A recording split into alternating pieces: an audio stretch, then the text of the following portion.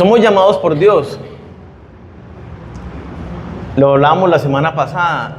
Y Dios nos llama, y cuando nosotros vamos a las Escrituras, el llamado de Dios implica relaciones.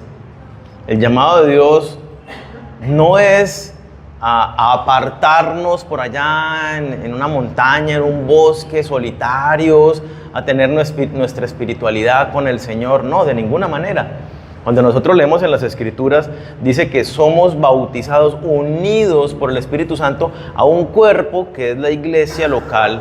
Y dentro de esa iglesia local nosotros, pues, damos y recibimos. Así como en un cuerpo, pues, todos los miembros funcionan interdependientemente. Dentro del llamado que Dios nos hace, se desarrolla de manera natural en medio de las relaciones. Nosotros nacemos desde el origen de la familia. ¿Dónde nace cada individuo? Pues de acuerdo al diseño de Dios, cada individuo nace dentro de una familia. Por lo menos hay un padre y una madre que ya hay una relación de familiaridad allí. Luego entra uno al colegio y entonces es cualquier cantidad de amiguitos, de compañeritos, la universidad, uno va creciendo, en el trabajo, o sea, en todas partes estamos en medio de relaciones. Sucede algo y es que uno va creciendo y a medida que va creciendo se va haciendo tal vez más selectivo.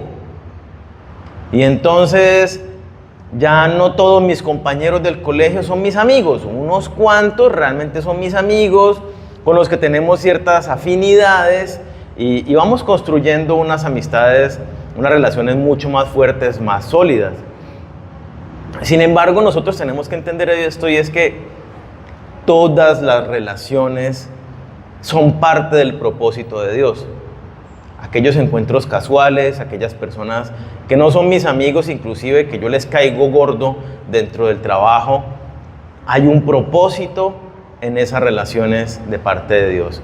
Entonces hoy vamos a conocer un poco acerca de esto, de las relaciones que Dios tiene para nosotros y cómo desenvolvernos en medio de ellas, que es parte del llamado de Dios.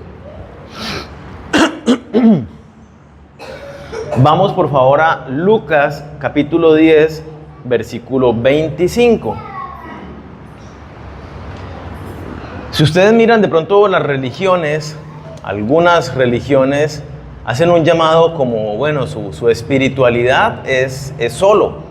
Sí, son llamados a apartarse y a tener ese tiempo de meditación y alcanzar allá su paz interior y bueno, todo esto. Pero el llamado que nos hace Dios por medio de Jesucristo es a través de las relaciones. Y nada más, creo que lo mencionábamos la semana pasada, ¿en dónde tiene uno más desafíos? En las relaciones, ¿cierto?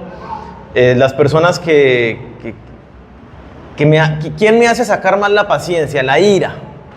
Son las personas normalmente. Bueno, el esposo normalmente, y la esposa también. Las esposas no se quedan atrás. Es en medio de la relación de pareja, con los compañeros de trabajo. Es que me están haciendo la vida imposible, es que me hacen esto, es que me quieren hacer caer, es que hay una competencia laboral muy tenaz y todo el mundo es mirando cómo aplasta a los demás para ellos subir. En la sociedad la gente es muy grosera, no se comporta bien, que le echan el carro a todo el mundo, no dan el paso, uno poniéndole direccional, sacando la mano y ni aún así. Entonces, la gente, no sé qué. Y eso cuando hablan de política, un grupo de amigos de hace muchos años del colegio, hablan y empiezan a hablar, ¿no? Que es que son los de izquierda, no, que es que son los de derecha, que es que esto, que lo otro. Y en fin de cuentas siempre terminan como que, no, son las personas. No es porque tengan una determinada ideología, es porque somos humanos y tenemos cualquier cantidad de cosas que generan conflictos en medio de las relaciones. Y eso es lo que Dios utiliza para nosotros, para formarnos, para moldearnos, para guiarnos. Que la palabra dice, ¿somos cristianos? No, me equivoqué de iglesia. ¿Hay algún cristiano acá? Bueno, como la mitad por lo menos, digo, me conformo con eso. Cristiano quiere decir que sigue a Jesucristo. Y seguir a Jesucristo implica hacer lo que Él hace, ir a donde Él va. Así que implica una vida de acción, ¿no? En pos de lo que Cristo quiere. Vemos acá en Lucas 10, versículo 25 al 37, leámoslo. He aquí un intérprete de la ley se levantó y dijo: este tipo conocía la palabra de Dios, ¿no? Era de los que más conocían Biblia en este momento y quiso probar a Jesucristo acerca de sus enseñanzas y le dijo: Maestro, ¿haciendo qué cosa heredaré la vida eterna? Él le dijo: ¿qué está escrito en la ley? ¿Cómo lees? Aquel respondiendo dijo: amarás al Señor tu Dios con todo tu corazón y con toda tu alma y con todas tus fuerzas y con toda tu mente, y a tu prójimo como a ti mismo. Y le dijo: bien has respondido, haz esto y vivirás. Pero él, queriendo justificarse a sí mismo, mire qué bonito, ¿no? ¿Ustedes se justifican a sí mismos? El que me diga que no. Es muy fácil uno justificarse. Ay, ¿por qué hace tal cosa? No, porque siempre hay una razón. Aunque uno diga: sí, me equivoqué, hice algo malo, pero es que lo hice por esto y uno trata de justificarse siempre, como de alguna manera decir: no, pero es que fui movido, como que de alguna manera echarle la culpa a una circunstancia o a otra persona que fue lo que me movilizó. No. Y entonces estaba en esa misma, ¿no? Tratando de justificarse. Dijo a Jesús: ¿y quién es mi prójimo? Respondiendo Jesús dijo: un hombre descendía de Jerusalén a Jericó, cayó en manos de ladrones, los cuales le despojaron e hiriéndole se fueron, dejándole medio muerto. O sea, no fue cualquier encuentro con los ladrones, fue un encontronazo fuerte, casi lo matan.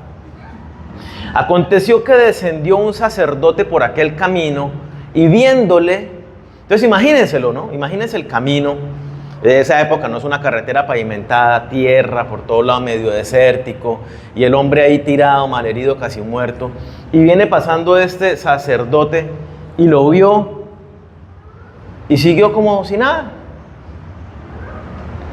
Versículo 32, asimismo, un levita, llegando cerca de aquel lugar y viéndole, pasó de largo. ¿Quién es el sacerdote? El sacerdote es el oficio dentro de la ley de la Biblia que representaba a Dios delante de los hombres. Entonces era el que oficiaba todos los sacrificios y ceremonias para que los hombres fueran perdonados a través del sacrificio de los animalitos y todo esto. Representaba a Dios, servía a Dios a través de servir a los hombres. ¿Y quién era un levita? El levita era la tribu de Leví, que fue el pueblo escogido por Dios para servir a Dios en todo lo que tenía que ver con el templo, ¿sí? El mantenimiento del templo, que el que pone las sillas, que los que tocan los instrumentos, que los que preparan todo para el sacrificio, todo lo que tiene que ver con el servicio a Dios dentro de la iglesia. Esta era la tribu de Leví. Así que también eran personas que, pongámosle que por su propio oficio y por su conducta diaria, representaban a Dios y servían a Dios. Un levita llegando cerca de aquel lugar, viéndole, pasó de largo. Pero un samaritano eran las personas, como decir nosotros santanderiano, es el de Santander, el samaritano es el de Samaria, la región contigua a Judea, como decir norte de Santander y Santander, los dos departamentos pegaditos, solo que los de Samaria eran enemigos naturales desde hacía mucho tiempo de los de Judea. Entonces no se relacionaban, los judíos no se relacionaban con los samaritanos. Pero un samaritano que iba de camino vino cerca de él y viéndole, ¿qué dice? Fue movido a misericordia.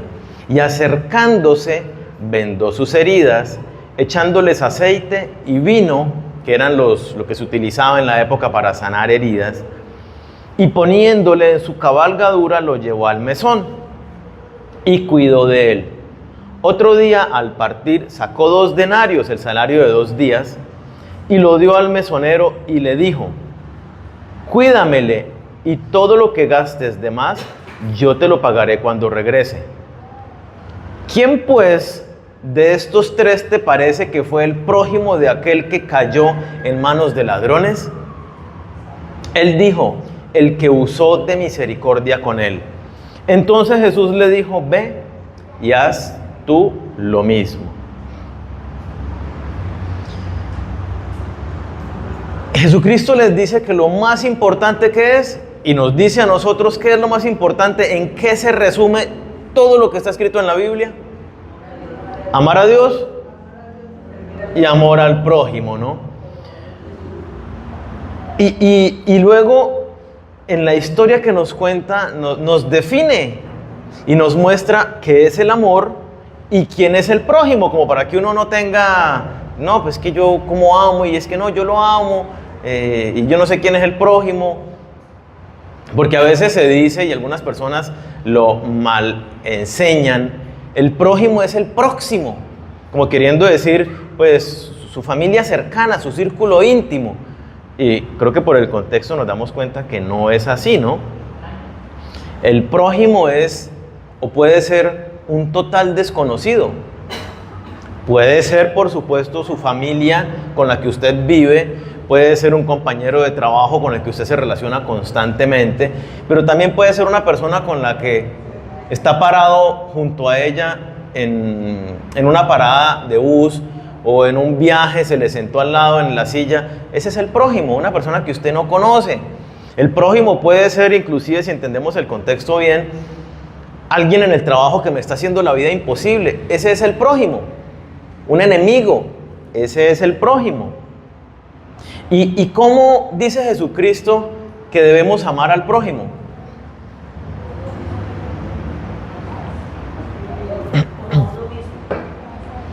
¿Cómo debo tratar a ese, inclusive vayamos hasta ese punto, cómo debo tratar a mis enemigos?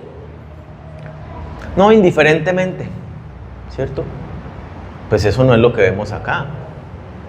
Yo debo amar a todas las personas, a los cercanos, pero también a los que no conozco, pero también a aquellos que buscan hacerme daño, que claramente me buscan en la caída, que hablan mal de mí a mis espaldas y que de frente me dicen cosas feas.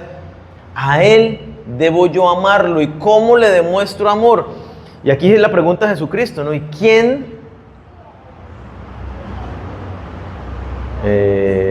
pues de estos 3 te parece que fue el prójimo del que cayó en manos de ladrones? El que usó de misericordia. Entonces ve y haz tú lo mismo.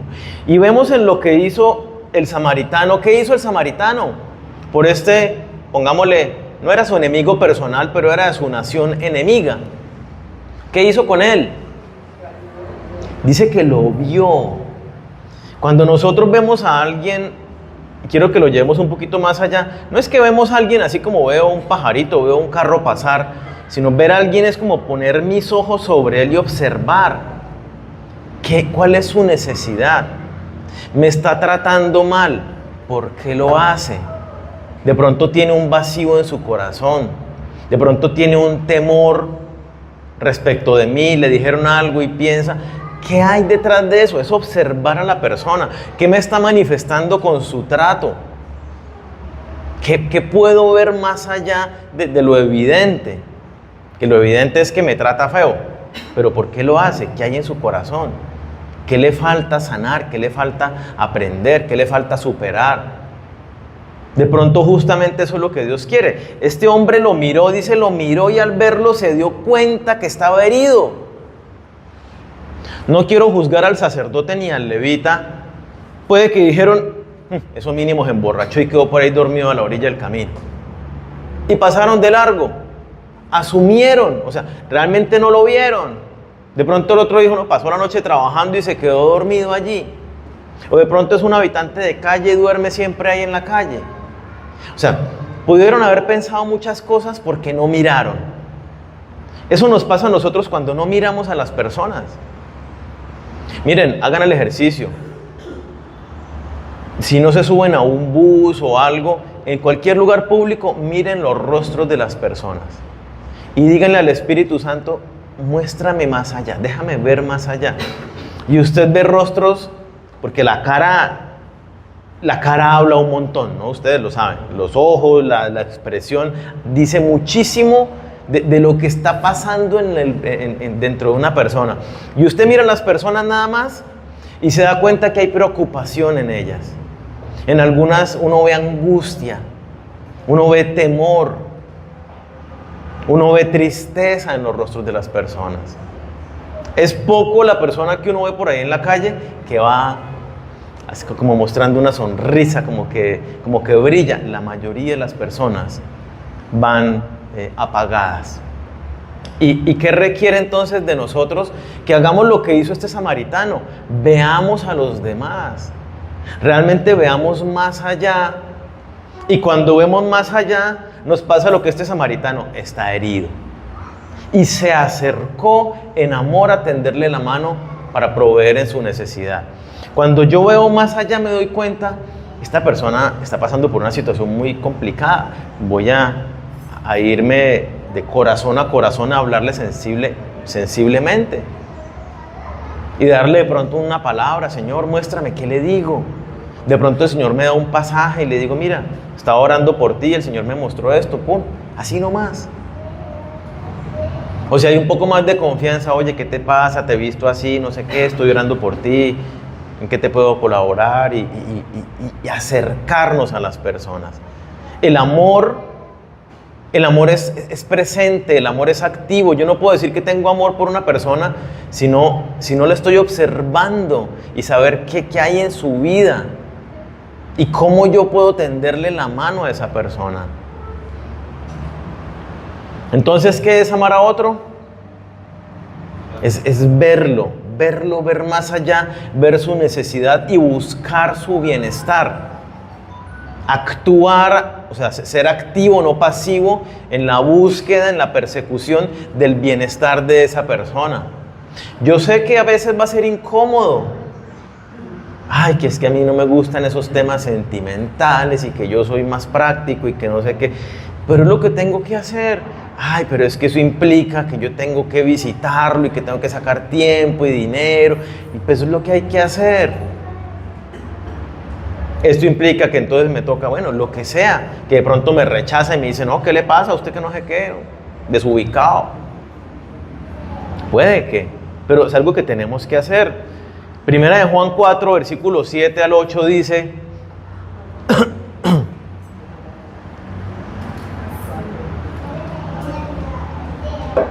amados, amémonos unos a otros, porque el amor es de Dios.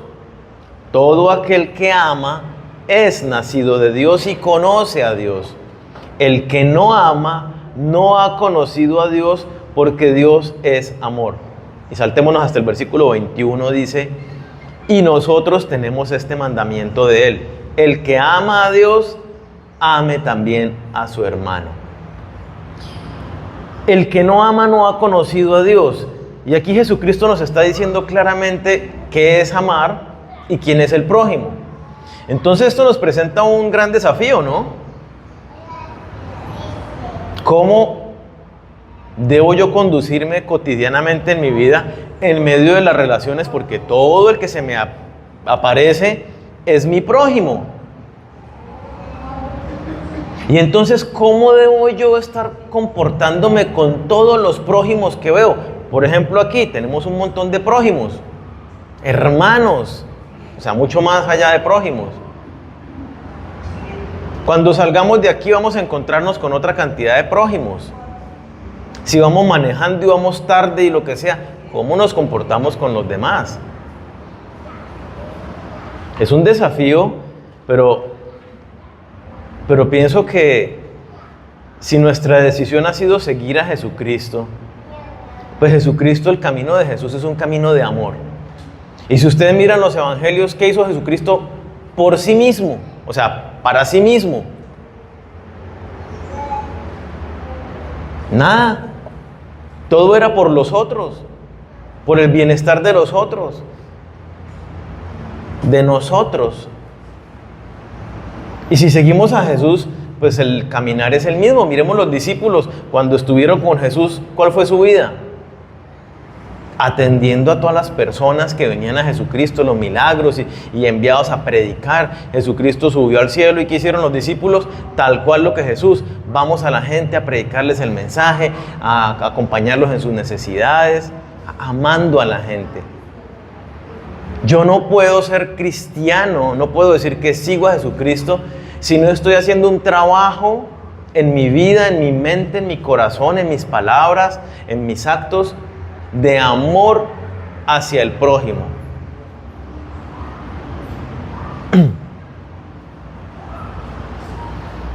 En medio de las relaciones que buscamos nosotros y la naturaleza del ser humano, y anoche lo hablábamos con los varones, somos muy egocéntricos. Y en las relaciones es casi que lo mismo. Yo le pregunto a las parejitas, ¿usted por qué se va a casar? ¿Por qué se quiere casar? Que quiero ser feliz, ¿cierto? Y obvio, nadie se casa porque quiere ser triste, ¿no?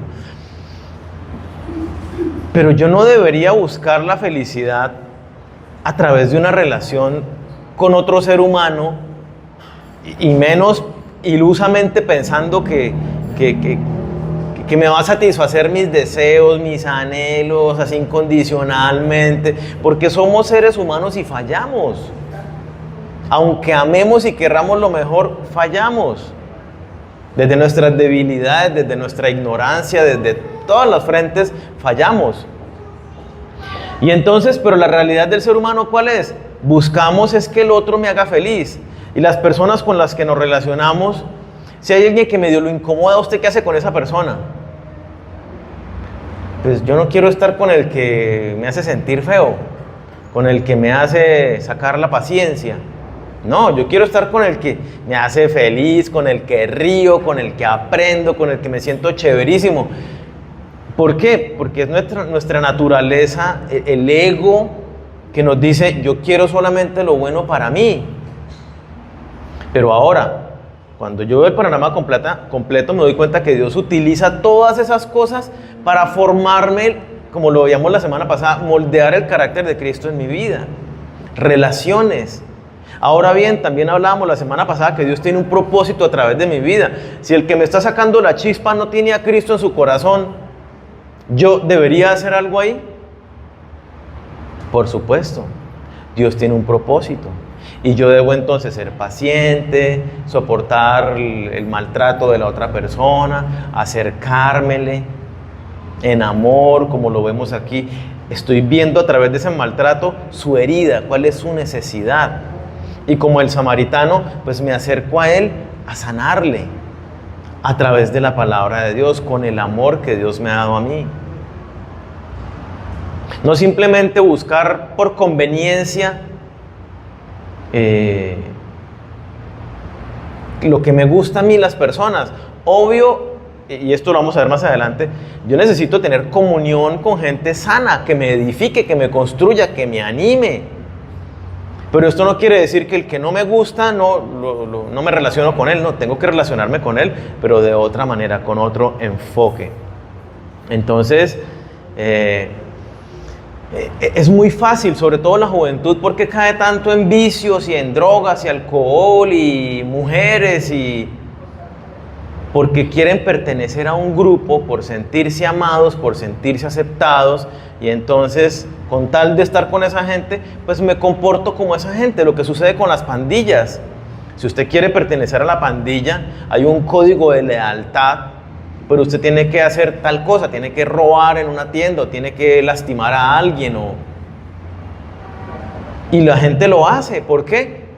No porque tengan un instinto de decir, yo quiero matar, yo quiero robar, sino porque la necesidad de las relaciones, de esa pertenencia. Hay vacío en el corazón.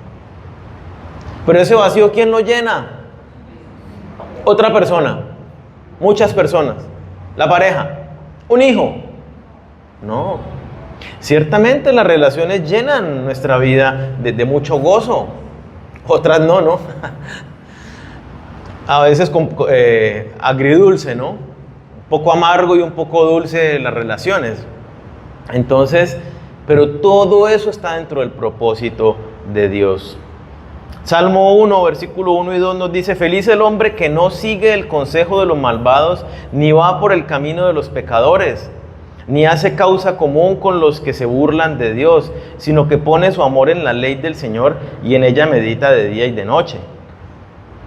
No es relacionarme con todo el mundo para hacer lo que hace todo el mundo, sino cómo lo hacía Jesucristo. Una vez más, uno siempre tiene que mirar a Jesús. ¿Qué hacía Jesús?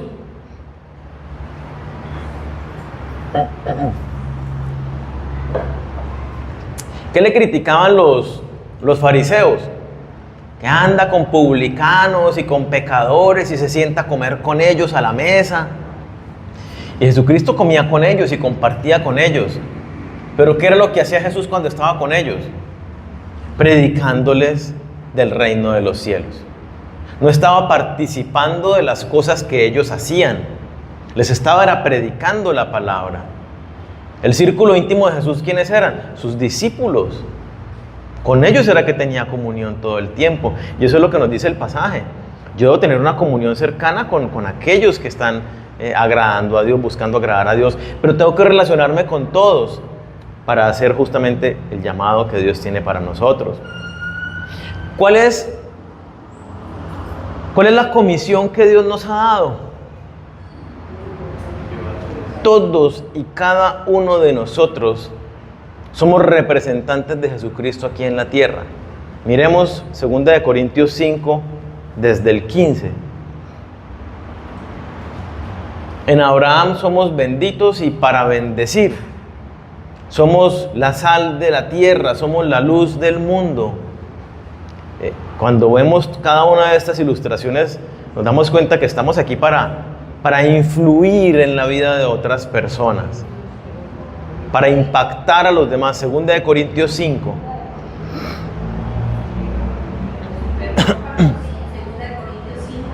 15.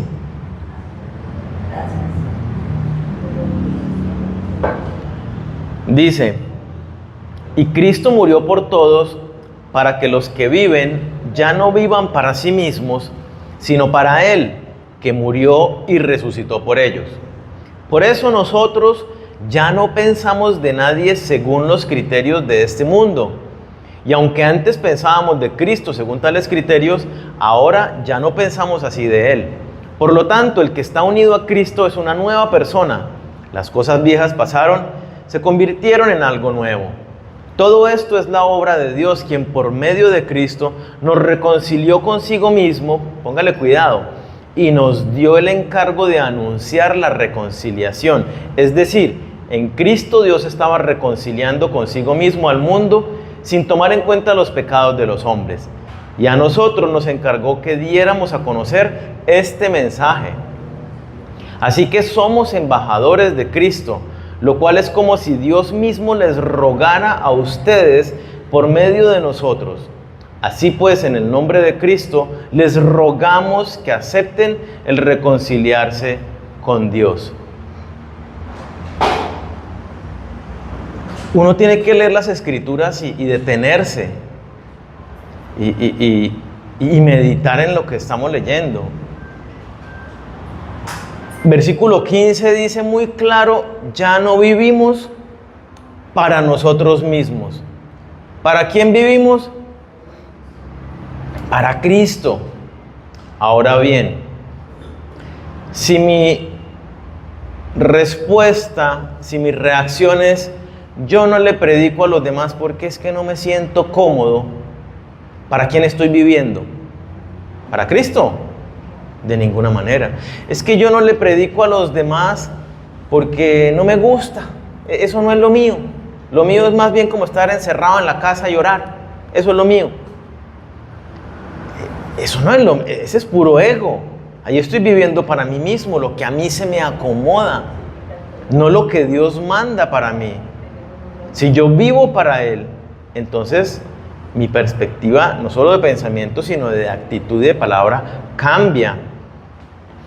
Cuando entendemos que vivimos para Dios, ¿usted lo entiende? Vivimos para Dios. Y uno tiene que pensarlo y aterrizar en primera instancia esto. Yo estoy viviendo para Dios. O mi vida está centrada en mi egoísmo, en mí mismo, yo soy. Mire, cuando mi vida está centrada en mí mismo, cualquier pequeño problema es un gran problema. ¿Por qué? Porque si nuestro mundo es tan chiquito como nosotros mismos, cualquier cosa es un problemonón. Cuando nosotros ponemos la mirada, como lo estamos viendo en el pasaje, en el prójimo y lo miramos y empezamos a ver su necesidad, su problema, y en el amor de Dios voy y le tiendo la mano, me empiezo a dar cuenta de mis problemas en una magnitud más adecuada. Y no me conmisero tanto de mí mismo, y ay, es que yo, y es que a mí sí me ha tocado sufrir en la vida, y es que fue que... No, me doy cuenta, caramba, es que todos vamos en la misma, diferentes problemas, pero...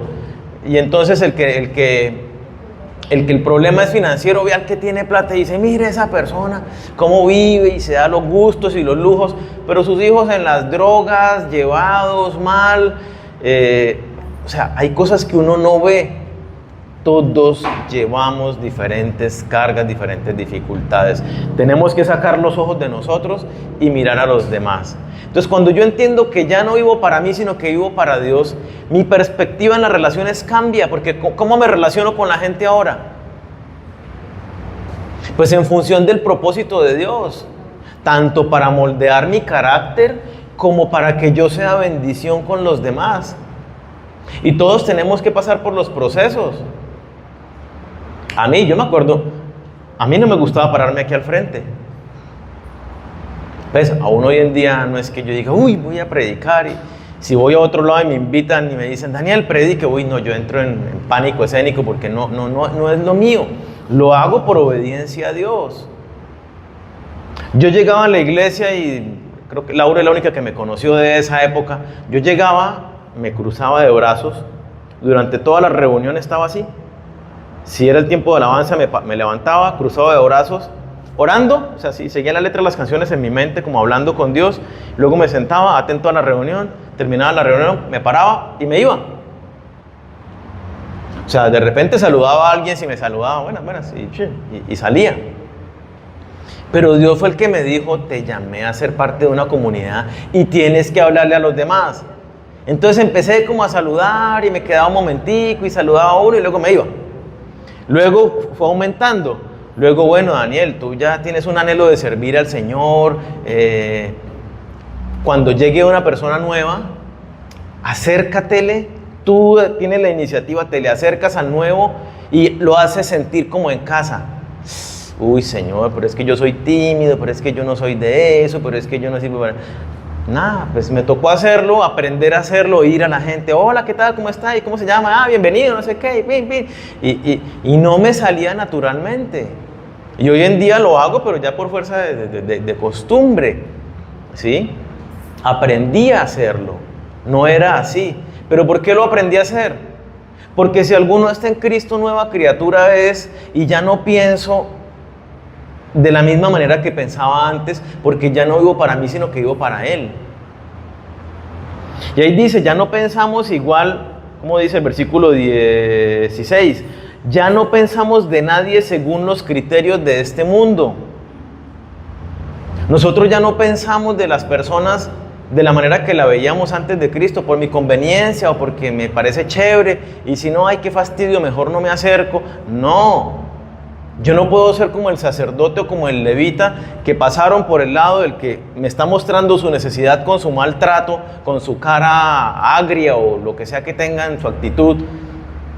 No puedo simplemente ignorarlo y ya. Yo tengo que observar, mirar y atender esa necesidad, porque ya no puedo pensar de las personas de la misma manera. Y todos tenemos diferentes temperamentos. Unos son más tímidos, otros son más extrovertidos y tenemos que vencer todos los obstáculos que tengamos dentro de nuestro temperamento para amarlos, para amar al prójimo realmente. ¿Cómo deben ser nuestras relaciones dependiendo de la persona con la que nos relacionamos? Vamos a ver eso.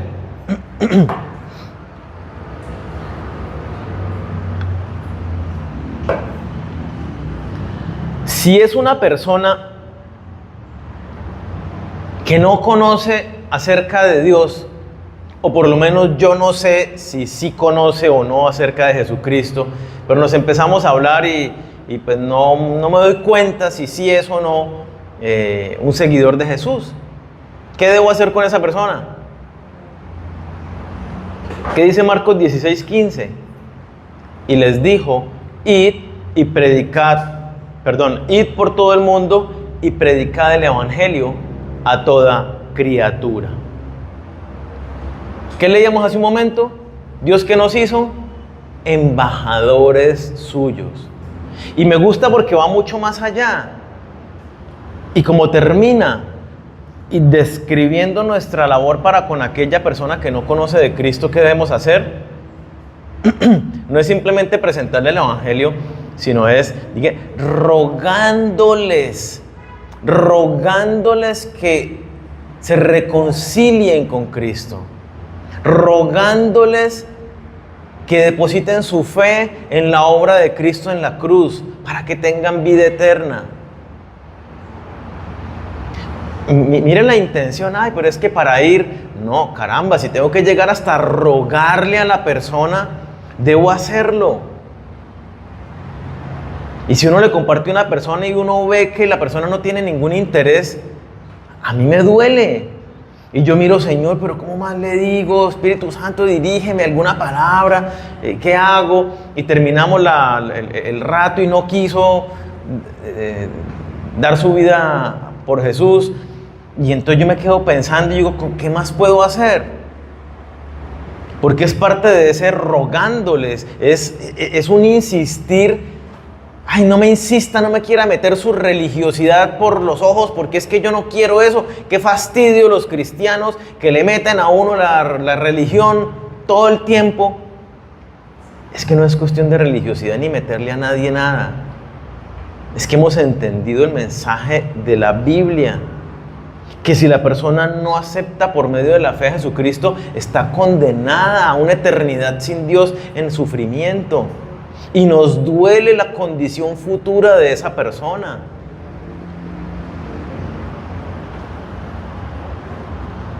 ¿Qué hago yo? ¿Y qué he hecho desde que conocí del Señor prácticamente? Todo amigo, compañero del colegio, compañero de la universidad, toda persona que conocía a todos a lo largo de los años, les he compartido 1, 2 y 3 y cuantas veces ha sido necesaria. A los que no han querido rendir su vida a Cristo, aún sigo haciéndolo. Y no me relaciono con ellos, con mis amigos de toda la vida, simplemente porque, ay, son mis amigos y pasar un buen rato y algo. Siempre mi mente, mi corazón está, me voy a hablar con ellos, ¿cómo les presento otra vez el mensaje del evangelio? Hay una necesidad de que ellos conozcan del Señor, no por mí, por ellos, porque les amo. Cuando conozco una persona, estoy haciendo ejercicio y conocí a alguien, inmediatamente, mi primer pensamiento es, Señor, dirígeme, ¿cómo le presento el evangelio? Que conocí a los vecinos, pues así en el ascensor, hola, buenos días, mi cabeza empieza, Señor, ¿qué hago? A esto me los encuentro, tienen un hijo, tienen una familia, ¿será que los invito a un cafecito y para conocernos? O sea, todo el tiempo estoy en función, cualquier desconocido, ¿cómo lo hago? ¿Cómo le presento el evangelio? ¿Cómo venzo mi temor? ¿Cómo venzo mi inseguridad? Porque son vecinos, luego qué van a decir, luego no sé qué. Todo el tiempo estoy orando, mirando. No puedo pensar de alguien en una relación nueva sin tener en mente esto. Esa persona necesita a Cristo. Su mayor necesidad. Y eso es lo que Dios nos dice a todos nosotros. ¿Qué tenemos que hacer con alguien que no conoce a Cristo? No podemos ser pasivos y estar sentados tomándonos un café y hablando de lo lindo que es la vida, sabiendo que se muere y se va para el infierno. Y nosotros tranquilos, qué buena tarde que pasamos juntos, ¿no? Qué lindo. O sea, a mí me parece eso terrible. No podemos pensar de esa manera. Ya no pensamos en las relaciones como pensábamos antes. Estamos ahí para bendecir la vida de esa persona. ¿Qué hacemos con un cristiano que está desconectado de Dios? El cristiano carnal, el que está viviendo la vida en sus propias fuerzas, en su carne, el que uno ve y dice, este está en pecado. ¿Qué hacemos con ese? ¿Cómo nos relacionamos con ese cristiano carnal? Miremos lo que dice Hebreos 10, 24 y 25.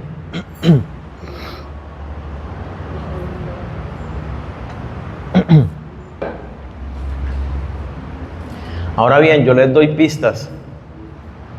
La palabra de Dios dice en 1 de Juan capítulo 1, dice que si usted no tiene comunión con los hermanos, tampoco está teniendo su comunión con Dios.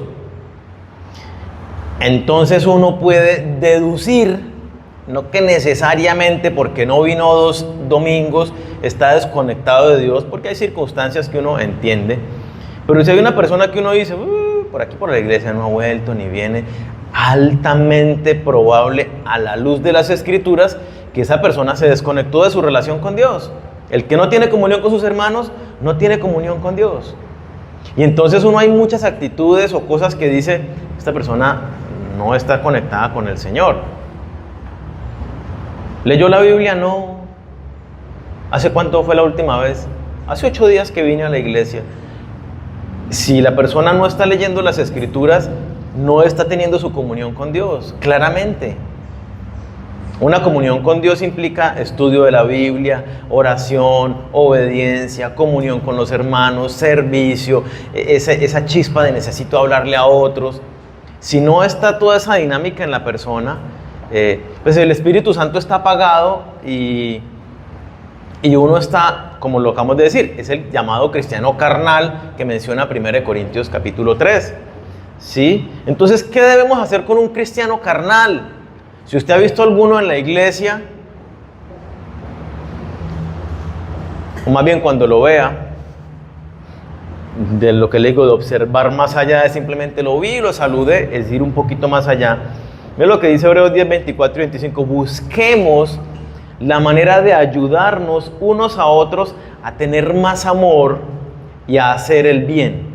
No dejemos de asistir a nuestras reuniones como hacen algunos, sino démonos ánimos unos a otros, y tanto más cuanto vemos que el día del Señor se acerca. Cuando yo veo a mi hermano que está carnal, desconectado de Dios, no es para juzgarlo, ni decir, uy, está carnal, uy, qué feo esta gente toda con falta de espiritualidad, yo en cambio sí estoy súper espiritual. No es con ese ánimo. Si yo veo que mi hermano está caído, que está alejado, que le ha costado trabajo volver a conectarse con Dios, yo me acerco a él es para tenderle la mano, para animarlo a su caminar en Dios, para decirle, oye, ¿estás haciendo devocional? No, ¿te gustaría que hagamos devocional juntos? O por lo menos que nos llamemos en la mañana, oremos juntos y de ahí tú arrancas tu tiempo con Dios personal. Yo quiero darte un empujoncito. ¿Sí? Es para eso lo que está diciendo allí, ayudarnos unos a otros. ¿Qué hago yo con mi hermano cristiano que lo escucho hablando chismes? Cuente. Sí, eso es lo que llegamos a hacer. Que a veces pareciera, ¿no? Como que chisme, uy. No, yo tengo que decirle a mi hermano, oye, a la luz de las Escrituras, eso no está bien. Tú no debes hablar mal de nadie. Y si realmente la otra persona tú lo viste en pecado, es justamente esto. Habla con el líder, habla con el pastor y vayan y hagan que puedan levantar al hermano, que lo puedan hacer reconciliarse con el Señor. Gálatas 6:1 nos dice eso. Mire,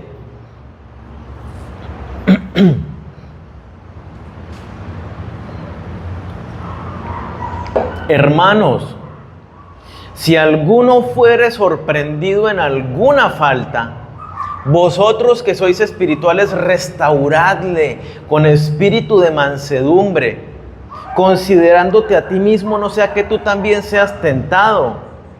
Sobrellevad los unos las cargas de los otros y cumplid así la ley de Cristo. Entonces Dios nos está diciendo, en las relaciones entre hermanos en la iglesia, si tú ves que alguien no está andando como corresponde a la palabra de Dios, no es para chismearlo con el otro, ni para hablar mal de la persona, ni para juzgarlo, ni señalarlo, sino con consideración, diciendo, caramba, su debilidad es esa, mi debilidad puede que no sea esa, pero tengo otras. Y así como yo necesito fortalecerme en el Señor, voy a tenderle la mano para que se fortalezca en el Señor. Lo ayudo con compasión, con misericordia, con mansedumbre, con amor, para que vuelva a estar con el Señor. Yo debo sobrellevar la carga de mi hermano que está caído, que está débil. Entonces necesitamos relacionarnos bien entre hermanos en la iglesia y ser transparentes. Aquí todos fallamos, aquí ninguno es que no, aquí todos somos súper espirituales, estamos en un nivel, mejor dicho, súper elevado. Todos fallamos. Y lo triste es esto. Hola, ¿cómo estás? Bien, bien, todo bien. Y uno habla, pongámosle, con la esposa o con el esposo o con el hermano, qué sé yo. No, está pasando por una crisis la más tenaz y esto y esto y esto. Y uno, yo acabé de hablar con él y me dijo que estaba todo muy bien, que gracias a Dios todo bien, bien, bien. Seamos transparentes. No, la iglesia no es para estar aparentando una santidad falsa. Porque entre los hermanos estamos para apoyarnos, para tendernos la mano y decir, yo también estoy fallando en eso mismo. Venga, fallamos juntos. No, mentiras. Fortalezcámonos los dos y caminemos bien. Sí, porque me pasó, ¿no? Estaba apenas empezando mis primeros pasitos y me gustaba la cerveza, ¿no? Pues, era alcohólico, venía de una vida de alcoholismo y empecé a asistir a la iglesia. Y convido a un amigo que vayamos a la iglesia. Pongámosle, la reunión empezaba a las 5 de la tarde, por decir algo. Y nos reuníamos a las 4 de la tarde. Y no, pues, ¿qué hacemos? La reunión es en 1 hora. Nos metíamos a la tienda, nos tomábamos 5 o 6 cervezas antes de la reunión y después íbamos a la reunión.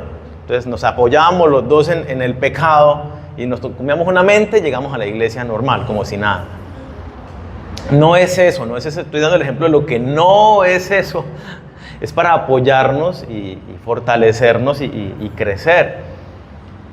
Entonces, relación con el que no conoce a Dios, ¿qué tenemos que hacer? Hablarle de Dios.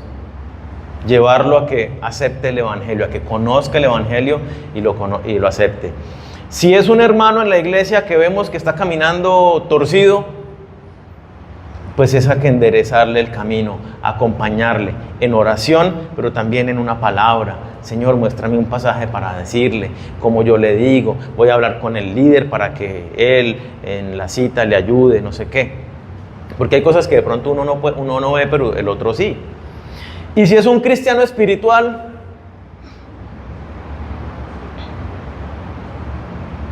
pues bien dice el dicho, no dime con quién andas y te diré quién eres. Procuremos tener amistades con hermanos maduros en la fe, que nos ayuden a crecer. Que uno diga, uy, qué chévere como tal persona ya maneja su carácter, qué chévere como tal persona está compartiendo de Cristo. Yo quiero aprender de eso un poquito, yo quiero crecer, yo quiero... ¿Qué dice el Salmo 119, versículo 63?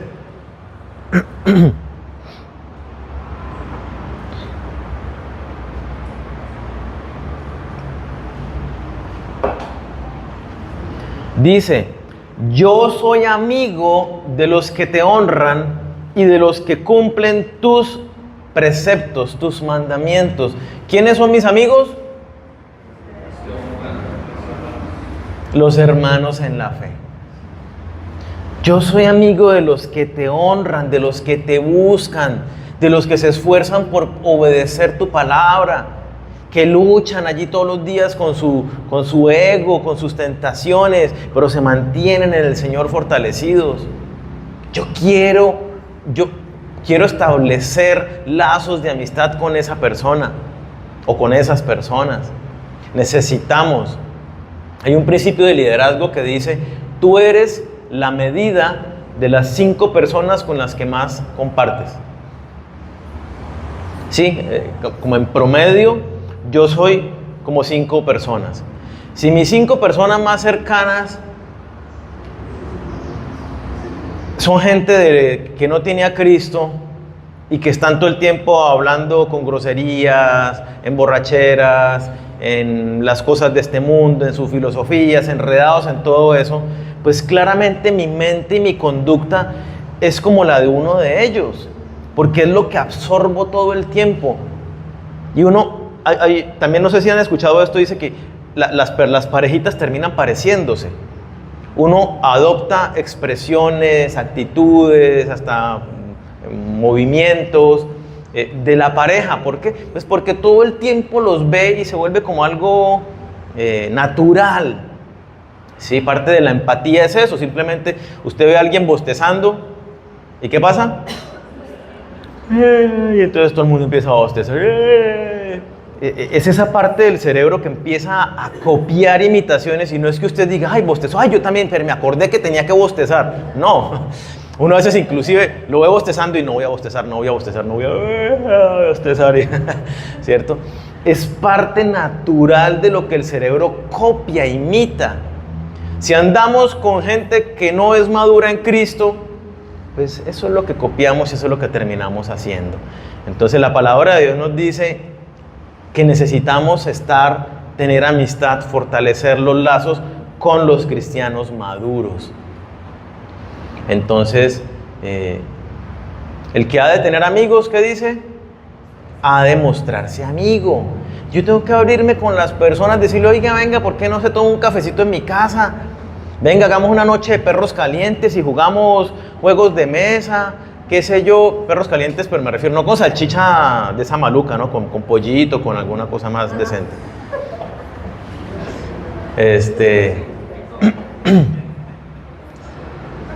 Bueno, entendieron la idea, ahora van a criticar porque dije perros calientes.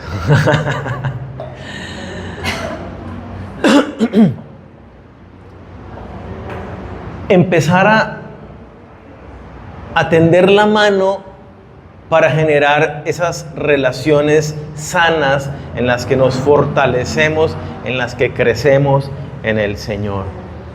Entonces, ¿cuál es el llamado que Dios nos hace en esta mañana? ¿A que qué? Que nos relacionemos. Ay, que es que todos mis amigos, porque es que fue mi pensamiento en varias oportunidades, todos mis amigos ya conocen de Cristo. Yo no tengo a nadie a quien compartirle. Ay, ¿acaso no hay más personas en el mundo, no? Como que me decía el Señor. Eran solo tú y tus amigos y tu familia. Pero, ¿y entonces qué tengo que hacer? Pues tengo que empezar a hacer nuevas relaciones a propósito para poder compartir el mensaje. Y digo en mi caso muy particular, pues porque mi trabajo junto con mi esposa es al interior de la iglesia. Y entonces todo el tiempo, todos los días estamos con ustedes, con gente en discipulados, enseñando la palabra, preparando el mensaje. Entonces no estamos en un ambiente, por ejemplo, laboral, en una oficina donde hay un montón de gente que no conoce de Cristo. Entonces es buscar cómo hago para conocer más personas. Necesitamos relacionarnos con otras personas. ¿Por qué? Porque es parte del propósito de Dios. Dios no te llamó a estar solo, de ninguna manera. Te llamó para formarte, para moldearte en medio de las relaciones, con todo lo malo de las relaciones, justamente es que más te forma Dios, pero te llamó para hacer bendición en la vida de aquellas personas. Entonces, esas nuevas relaciones con no creyentes crea oportunidades para compartirles de Dios. A los que están alejados de Cristo, anímalos, ora por ellos. Si tú ahorita piensas en alguien, ay, fulanito no ha venido ya varias semanas, está desconectado de Dios. De una vez usted se da cuenta, está desconectado de Dios. Puede que haya pasado algo extraordinario y sí esté conectado, pero por regla general está desconectado de Dios. Llámelo, mándele un mensajito, ¿sí? Visítelo, compártales para que se animen, para que se conecten nuevamente con el Señor. Exhórtelos y repréndalos en amor. Y busque tener compañerismo, comunión, amistad cercana con cristianos maduros. El crecimiento se desarrolla de manera exponencial cuando uno comparte con esos cristianos maduros. Entonces, los invito a que oremos.